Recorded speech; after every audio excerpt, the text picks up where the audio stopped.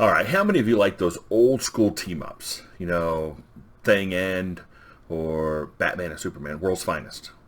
Well, they've done it again with Batman, Superman, and it is a really good team up. And it's Batman and Superman versus Batman Who Laughs and Shazam and maybe the Superman Who Laughs. Hey, let's dive in.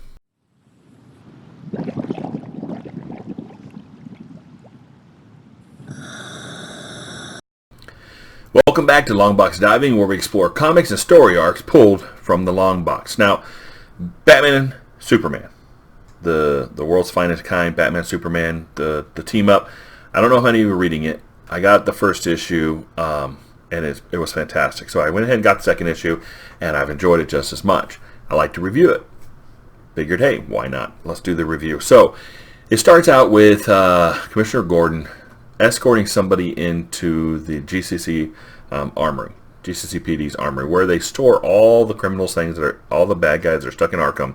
They store all their equipment, all their weapons, all their toys, things of that sort, in a specially designed vault that's all, inventoried, etc., and under lock and key and all that fun stuff. And he said, and Commissioner Gordon said he can't even get into it.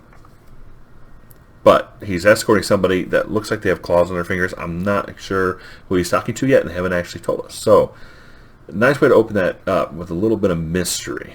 We got something to figure out. Then we pick up where the last issue left off. Batman and Superman are fighting Shazam.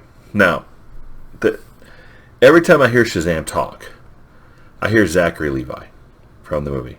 For some reason, to me, that's the voice I hear in my head now. And he's like, the Man of Steel and the Dark Knight versus the Earth's mightiest nightmare. And he's shooting lightning, whatnot, through his hands. It's crazy fight scene. They've got nice two-page spreads. Batman and Superman. Now, we know Superman is weak to kryptonite, but he also has a weakness to magic. He's not really good against magic. He's powered by the sun, etc. And, of course, Batman has no superpower. So he is just a normal human fighting basically a magical god right next to a physical god. Might give you a complex. But, so they're fighting, and then we get this scene where Batman throws a Batwing at Shazam.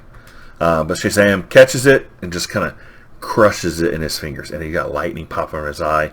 This is a fantastic panel. And then he's like, what do you think you're doing, Batman? You're Batman. I've got blankety blank superpowers, and he shoots up into the sky in this trail of lightning, and he's glowing in this ball of lightning in the sky, and Batman's like, I hate magic. I understand. And he just boom, and he's just blowing things up, right? Now around the world, apparently all these magic users seem to feel like something's affecting the magical force, and we've seen this before in Trinity of Sin, where when Shazam is affecting the magical force in the world, all these other magic users like Zatanna, the Question, the Phantom, all these people are feeling these things, right? They feel the magical forces are being affected. So Superman saves some people from falling rocks, etc. That's his first priority, and then he flies up and he just slams Shazam. So that's enough, right? And he starts to light up his eyes, and you can see this panel here where it's like all dark, and all you see are the two glowing red eyes, and they're like going to burn right into Shazam's like, oh, heat vision. This Shazam's crazy. Of course, that's the whole thing, right? The Batman Who Laughs is nuts, and Shazam's now just as crazy. So as Batman's about to burn holes through Shazam with his heat vision, Shazam goes, Shazam! And then he turns into Billy Batson, right? And now you can imagine Superman's holding this little kid and about to burn holes through him with heat vision. And Superman is obviously a Boy Scout. He's not going to actually kill Billy Batson or Shazam. So he pulls back immediately. He's like, hey, you need to fight this. You need to fight it. We can do this. You can get over it. And Billy's like, fooled you. Bam, back into Shazam. Right? And he's got Superman by the throat, and he is like squeezing the life out of him. And then he's got this Batarang in his hand. Now the Batarang symbol actually has the S, the Superman S, actually etched into the Batarang, and he's about to slam him with it. And so makes me wonder what in the world is going on with these Batarangs. And why does he have one with Superman symbol on it? Then we see this another 2-page spread. Batman's flying this Batwing, but he says it's the Batman Who Laughs jet. The thing looks pretty cool, and it flies it right into Shazam, right? And Shazam's like, "What do you think you're doing, man? I am Shazam. You're gonna stop me with this thing?" And he goes, and Batman flies out of the front of the cockpit of the jet as it slams into Shazam. He's flying through the air, and he says, "The jet was just the delivery system, method punk. I am always the weapon." And he slams a Batarang into Shazam. That Batman doesn't have superpowers, but Batman's cool. Batman's always cool. I would not bet against Batman in situations like this. So Billy Batson takes the brunt of this Batarang right into the chest, shocks Batman. Now Batman starts falling through the sky, right? Billy Batson's falling through the sky, and he looks over at Superman and says, "Who are you going to save?" "I know who you're going to save." And of course, Superman saves Batman. Now we don't see that, but what we actually see is Batman then wakes up in this regeneration type chamber. Apparently in the Fortress of Solitude, he's in this chamber, and the scientific thing. He's like in the bubble of water, and he's got the cords and stuff. All the thing we've seen in all the scientific movies. But Batman decides, "I'm done," and he starts punching his way out of this container.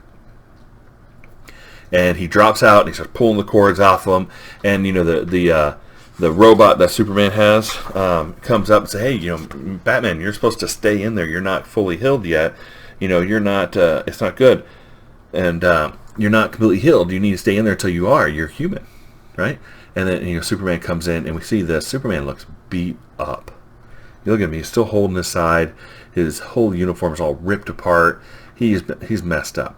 And Batman's like, "Where's Shazam?" And he goes, "Well, I had to let him go. I had to choose between you and him. And hey, and be nice to Kalex, the little robot thing that helps administer the Fortress of Solitude." So they start talking, and he's like, "Hey, he beat us both." And you look at them; they kind of face off against each other. It's like, "Hey, we've got to figure this thing out. Here's what I want to show you. There's this panel here. They've got 2 Batarangs there. They got the Batarang with a Shazam symbol on it, and they got the Batarang with a Superman symbol on it. And there's Kryptonian writing on the Batarang, and it says, "The Batman Who Laughs made 6 more Batarangs. Who else would he target and why?" So there's a total of 8 Batarangs. He's made 6 more. One was for Shazam, one's for Superman, 2 of the strongest beings in the known universe, Earth universe, that the Earth people know. And who else is he targeting? Obviously, he's got 6 more coming. Who is it? Who is he targeting? And there's only one person that would know that, the Batman Who Laughs. But he ain't going to talk to them. So they come up with a plan. And we actually see this panel. Look at Superman's face. He has had the tar beat out of him. He's got a black eye. He's got a busted nose. He is messed up.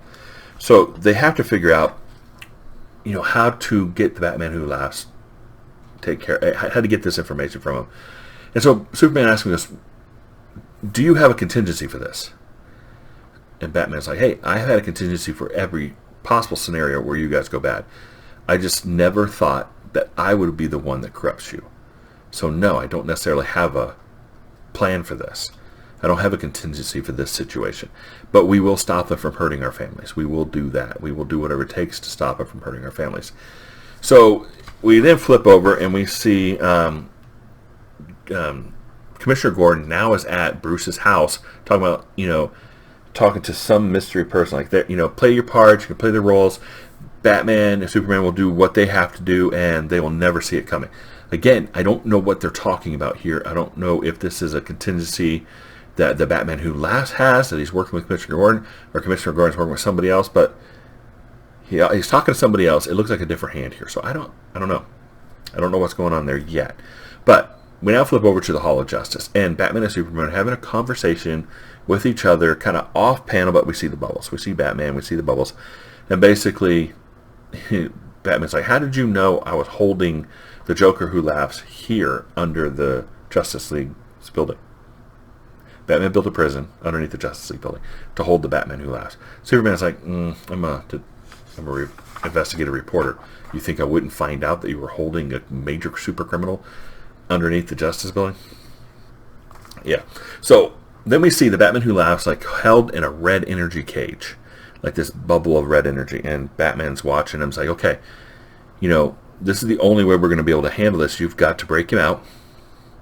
You got to convince him that you're part of his team now, and get him to help get him to reveal who the other 6 people are that either been converted or corrupted, or help stop that corruption. So we see Superman's laser beams come through. We see it hit the red bubble. We see the red bubble burst, and Batman Who Laughs like, "Hey, old friend," and then you just see Superman floating above the Batman Who Laughs, like glowing red, his face white, eyes kind of white, and they're all just like, ha ha ha ha. And he's like, the world's finest is back together again. Now, so it is the Batman Who Laughs. There's Batman and Superman, but now it's Batman Who Laughs with Superman Who Laughs together. And you see Batman sitting there in his chair, doing something like this thing. Clock's ticking. So very interesting. A lot of fun, a lot of action, great splash panels. So it's written by so the guy's name is Joshua Williamson, and I think he does a lot of Flash stuff. And then we have David Marquez, who is the artist, and it's fantastic art in this book. This was a great read, a good throwback to those team ups, a little bit of mystery, a little a good plot, lots of action. I don't like the fact that I had Zachary Levi's voice in my head when Shazam's talking, but I guess I shouldn't have watched the movie. Either way, it was a good book. Definitely recommend. And if you liked the review, please like and subscribe, and we'll see you next time here in the Long Box.